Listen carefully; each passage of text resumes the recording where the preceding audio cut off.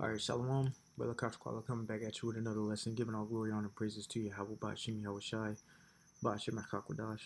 Double honors to the apostles, the elders, great millstone, to rule and teach well. Peace, love, salutation to the elect 144 first fruit.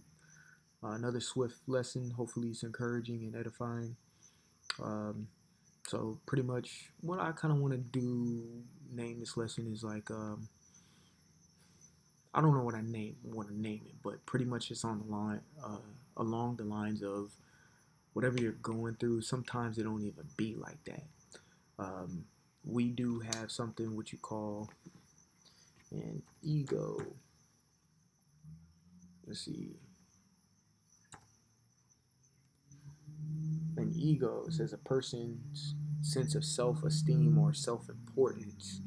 So sometimes our ego can get the best of us, being Israelites, and you'll make things seem more than what they really are. Um, and when you have an ego, like self-esteem or self-importance, whenever someone, you've heard the saying, man, you need to get over yourself. It's because your ego is starting to take over, which is really a fleshly thing. So sometimes when you're going through your tribulation and your hardships, your ego will be like, fuck, I'm going through it. Even though in a sense all of us are going through something, but sometimes what we're going through is not always that bad. You know what I'm saying? It's just a new feeling. It may be a new tribulation you be going through, and your mind makes it to where it's something that it's really not. Um, and one way to combat that is, well, there's a few ways, but the one thing that's coming to my mind is to express or exercise extreme brotherly love. And talking in a sense of brotherly love, as in helping a brother who may be in need, and then watching or seeing his affliction or his tribulation that he's going through will make you look back on yours and be like, well, maybe mine wasn't as bad as I thought it was, and I was tripping. You see what I'm saying? So in a sense, you need to get over yourself and take a deep breath and tell yourself it ain't even like that. So without further ado, I'm gonna go ahead and get this precept really quickly. Philippians 2 and 4 says, look not every man on his own things. Right, because if you're constantly looking at your own things, if you're constantly looking at your own things, looking at your own situation, whatever you may go through, you will miss out on the fact of somebody's always going through the same thing as you and maybe dealing with it better, or someone may be going through something worse. And I'm not trying to downplay anybody's hell that they go through, because it's tailor made for each and every single one of us. But sometimes it ain't even like that. I'm going to get this real quick. Wisdom of Solomon 9 and 15. It says, for the corruptible body presseth down the soul, or your spirit. It says, in the earthly tabernacle wave down the mind. So yeah, the earthly tabernacle is this flesh, this body that we're in. It says that museth upon many things, which means like to be thinking about a lot of things, and we catch ourselves doing that. You be thinking this, you be thinking that. Oh, I'm hurt, and it's like this and that. Next thing you know, you go be brotherly and help another brother and be like,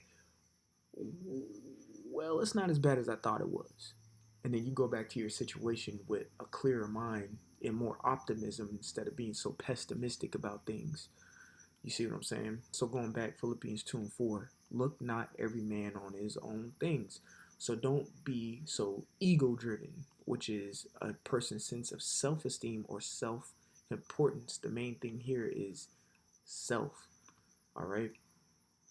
But every man also in the things of others. So sometimes if you're going through some type of tribulation, maybe you need to go branch out and go talk to a brother or two. And maybe you are going to be in a position to where you need to listen to hear a brother's plight or hear what he's going through. And I'm not sitting here saying compare what you're going through with one another, but sometimes you got to listen and be like, man, well, this brother's talking to me, he has a smile on his face, he's happy, high energy, optimistic, and he's for sure going through something worse than I am. Man, let me recalibrate and and enter my situation in a different mindset, which is like changing your attitude. And I'm gonna say it like this: changing your fucking attitude. I have to say it like that. Reason being is because a lot of times when we're in uncomfortable situations, your attitude is automatically, sometimes, I'm not saying this for every brother, but sometimes it gets bitter and you're like, ugh, ugh. You have to change your attitude about the situation and understand that everything is temporal. It's temporal in this tabernacle, in this earthly tabernacle. Everything is temporal. So whatever you're going through, it's going to be for a certain time, then it's going to stop, and then you'll enter into the next chapter. You see what I'm saying? So, gotta get over yourself. And you gotta take a deep breath and tell yourself, it ain't even like that. Because it really ain't. You see what I'm saying? It may be a tough pill to swallow in the beginning, but once you come to your senses, you'll be like, okay, well, shit, I gotta go through it. It's uncomfortable, but it really ain't even like that. You know what I'm saying? And I'm gonna get through this. And you have to have faith that you're gonna get through it because the Lord is with you. Every situation isn't the same as the previous, and the stronger you get, the stronger your situations intensify. You see, they're going to intensify. All right, and then you're going to look at past situations as really insipid. All right, and very trite, meaning they're lacking flavor compared to what the hell you going through now. You see what I'm saying? This tribulation got some flavor to it. It's packing a punch. Got some spice to it. You see what I'm saying? And the other ones are going to be extremely bland. So the first things first, you just got to get over yourself. You got to humble yourself.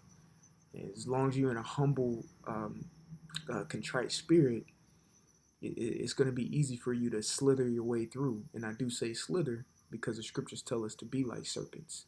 Or Yahweh told us to be wise as a serpent, harmless as a dove. You know, a dove is a humble creature. A serpent is a very wise, and it can get through obstacles and situations, sometimes with ease, and that's how you have to be. But I didn't want to make this lesson too long. I wanted to make it encouraging because we all going through something, and I'm praying for all brothers, sincere Akim, who are in this truth and pushing it and pushing the name of Yahweh Shai, sincerely. I'm praying for all y'all because we all sometimes need that breathing room. We need to get that breathing room so we can, push forward and do better in life and be better ministers and servants to Yahweh Bashem Yahweh Shai. Because at the end of the day, the goal or the motive is to get the hell up out of Babylon and for it to be destroyed and escape the miseries that are going to come to this place, So, Lord willing, this was edifying. I want to give all glory, honor, and praises to Yahweh Bashim, Yahweh Shai Bashim, Yahweh. Double honors to the apostles and elders of Great Millstone to rule and teach well. Peace, love, salutation to the elect 144 first fruit. And like always, repent for Yahweh Shai is coming back sooner than what me and you believed. Shalom.